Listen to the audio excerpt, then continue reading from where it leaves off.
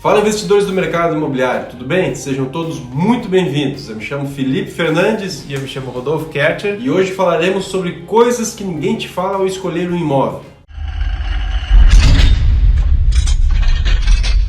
Antes de mais nada, se você não é inscrito no canal, considere se inscrever. Aqui vai ter muita informação útil para você que quer investir em imóveis. E também a gente deixa o convite para você seguir a gente lá no Instagram, @panorama. Quando decidimos comprar um imóvel, existem diversos fatores que podem transformar a realização desse teu sonho em um pesadelo. É importante você ter uma metodologia na hora de procurar um imóvel.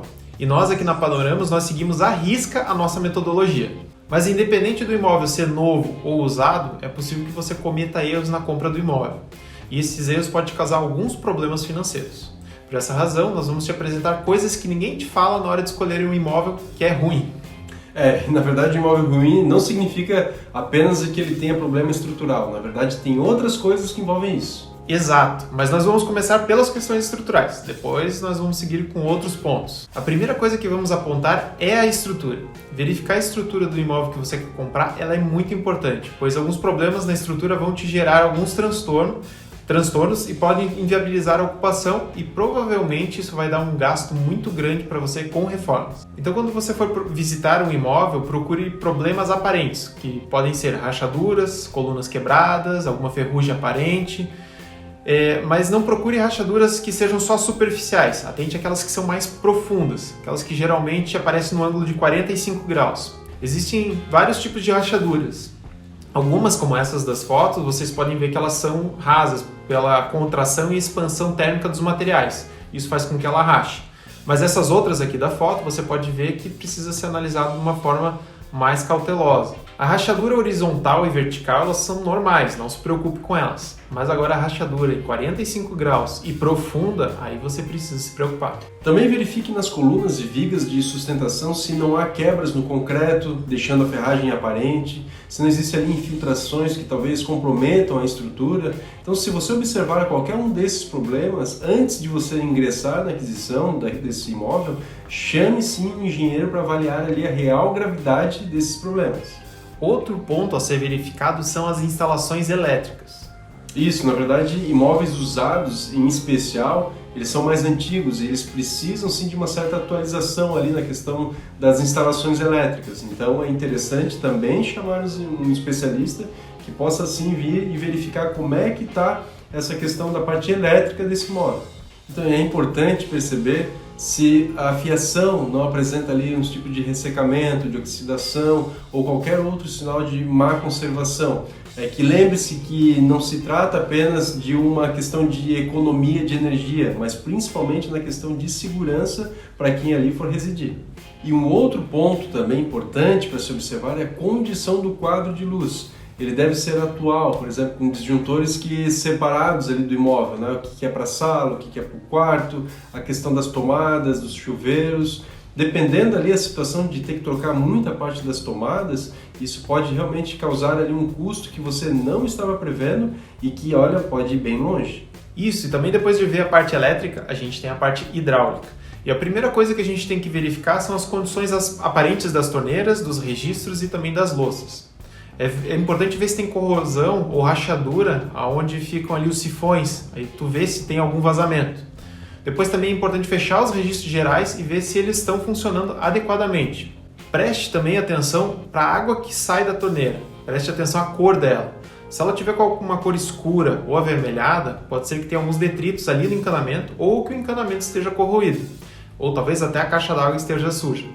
Aproveite também para conferir a vazão dos vasos sanitários. Dê descarga para ver se eles estão funcionando, se tem algum barulho ou algum vazamento. E os pisos também são outra coisa interessante a se analisar. Por exemplo, os pisos de madeira, quando tiver, procure sempre ver se eles estão nivelados ou se as tábuas talvez estejam levantadas ou indicam algum cenário ali de umidade, que isso pode realmente mostrar que existe uma umidade vinda ali do solo, entendeu? E também manchas ou desgastes nas bordas ali das tábuas, elas também podem demonstrar que o final da vida útil daquele piso talvez já esteja meio comprometido, já esteja bem próximo. Então, nos laminados ali vinílicos, daí basta verificar, por exemplo, o estado de conservação, se não há desníveis também, rachaduras ou partes soltas ali no piso. Agora, os pisos de porcelanato ou de cerâmica, aí observe se não há, por exemplo, barulho ao andar, se não há peças quebradas, rachadas, talvez riscadas ou ocas, né?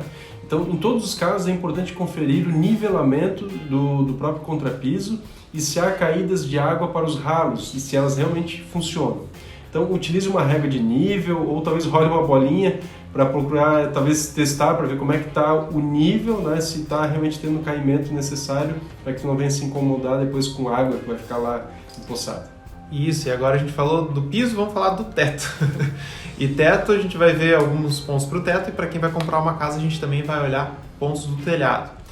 Para o teto, observe também se não há manchas ou sinais de mofo no forro.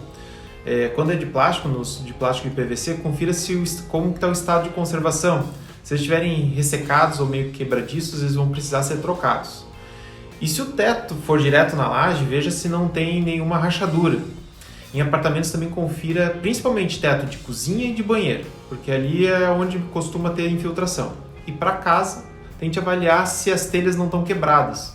Para fazer isso, coloca uma escada ali, sobe, dá uma olhadinha e você já pode dar uma olhada. E também tu pode olhar por dentro se você tiver acesso à laje. E outra coisa, se existir, por exemplo, armários, né, teria que verificar assim, se esses armários, ou enfim, ou guarda-roupas embutidos, observe como é que tá as madeiras, assim, se é um compensado, se é uma madeira mais sólida, enfim, se também não existe mancha de infiltração, talvez no fundo daquele armário, as gavetas, se elas estão com dificuldades em serem fechadas, enfim, tudo isso pode indicar também, ou, né, se tiver manchas, mais uma vez, pontos de umidade, ou às vezes cenários ali de cupim, né, se tiver talvez no imóvel, talvez esteja nesse imóvel embutido, ou pode ser que esteja também nas folhas. Então pode parecer desnecessário, mas olhe também as janelas e as portas. As janelas e as portas elas devem abrir e fechar assim, sem nenhum problema, sem nenhuma dificuldade. Também dá uma olhadinha como que estão os trilhos ali, se eles fazem algum barulho, se tem alguma ferrugem. Tanto o trilho como as dobradiças, elas não podem fazer barulho ou não devem ter esses pontos de ferrugem, né? Então, se houver também persianas, dá uma olhada para conferir se elas estão funcionando direito, se as correias delas elas estão em bom estado. É bom também sempre dar uma olhada nas folhas, como o Felipe comentou, de portas, se elas estão soltando ou se elas estão bem presas ali, se também não tem aquela serragem caindo ou mesmo pontos de cupim ali que podem aparecer. Também dá uma olhada nos batentes das portas, se eles estão bem encaixados ou não. Outro ponto muito importante é o fator solar. Veja qual é a influência solar nesse imóvel, né? Determinadas posições solares elas oferecem um maior conforto térmico, de iluminação natural, enfim, uma qualidade de vida melhor para os moradores, né? Então são pontos a serem analisados porque isso reflete sim no bem-estar do seu morar. Mas qual a melhor posição solar para o seu imóvel? Na verdade, isso vai variar muito da região em que você mora. Pronto, então, depois de verificar ali sobre o imóvel, agora você tem que verificar realmente a localização e os arredores. Então, visite a rua onde o imóvel está localizado, né, para ter certeza de que realmente é uma região calma, né? Vai que tem uma feirinha lá, já pensou? Tu vai num dia e no final de semana tem feira, tem um restaurante, boate, coisa assim. Então, isso vai te prejudicar sim, né? Então a ideia é procurar fugir de regiões com aglomerações e tumultos. Circule ali os arredores do bairro para saber, né, a distância, por exemplo, percorrida até uma padaria, até um açougue, enfim, a farmácia, salão de beleza, enfim, para que você realmente tenha uma ideia com relação às distâncias entre o seu imóvel até esses pontos que para você faz parte, na verdade, do seu dia a dia.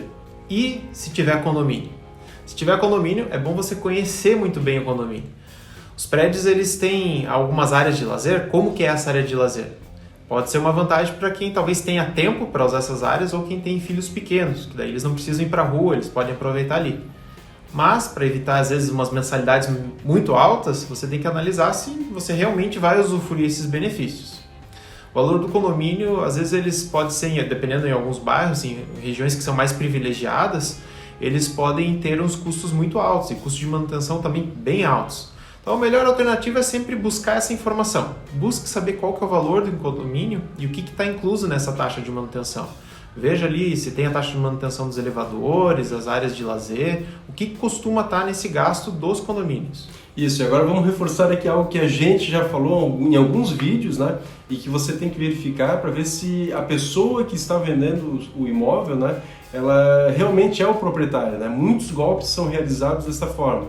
Então, o filho, o cônjuge, sócio, enfim, até um bandido pode tentar vender o imóvel, né? Sem que o real proprietário saiba disso. Então exija os documentos originais, né? Tire pessoalmente uma cópia atualizada ali da matrícula do imóvel, da certidão de ônus e ações ali no registro de imóvel, né? Então vá ao cartório que ele vai cobrar uma pequena taxa, né?